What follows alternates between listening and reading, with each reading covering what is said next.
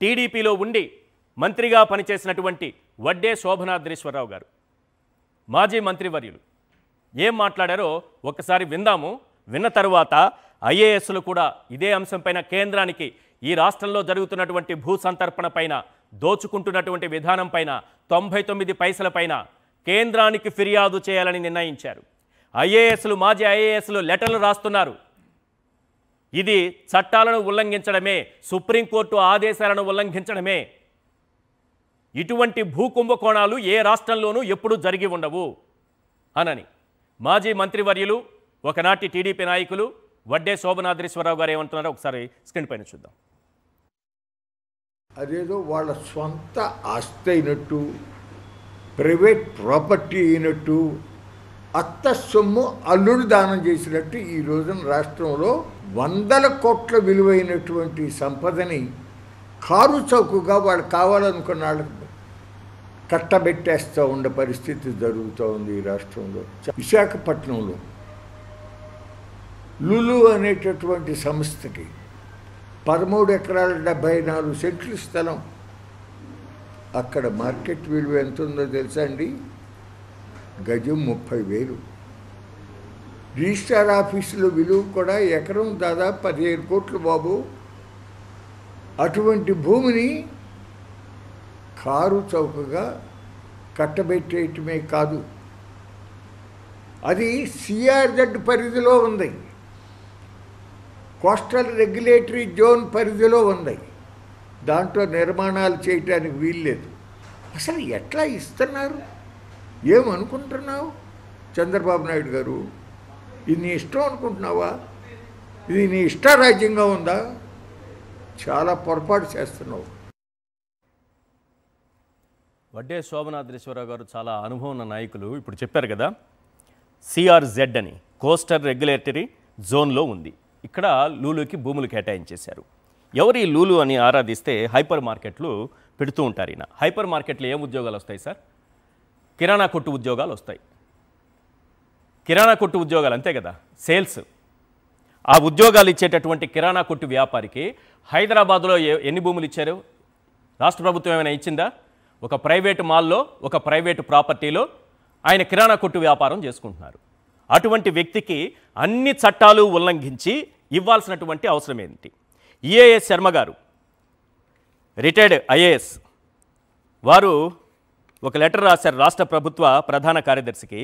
ఇంతకుముందు వారు చెప్పినట్టుగా కోస్టల్ రెగ్యులేటరీ జోన్ పరిధిలో కట్టడాలు కానీ బోరు బావులు కూడా నిషేధం. బోరు బావులు కూడా నిషేధం. బోరు బావులు నిషేధం ఉన్న చోట లూలుకి ఎలా ఇస్తారు? ఎవరి యూసఫ్ అలీ, ఈయనకి చంద్రబాబు నాయుడు గారికి ఉన్నటువంటి అవినాభావ సంబంధం ఏంటి? 2014-19లో కూడా ఇట్లే దోచిపెట్టారు. జగన్మోహన్ రెడ్డి గారి ప్రభుత్వం రాగానే ఈ ప్రజల యొక్క సొమ్ముని, అత్త సొమ్ము అల్లుడు దానం చేసినట్టుగా చేయకూడదని మళ్ళీ వెనక్కి తీసుకున్నారు. ఇప్పుడు మళ్ళీ చంద్రబాబు నాయుడు గారు దానికి 3 ఇంతలు ఇస్తానంటున్నారు ఈసారి.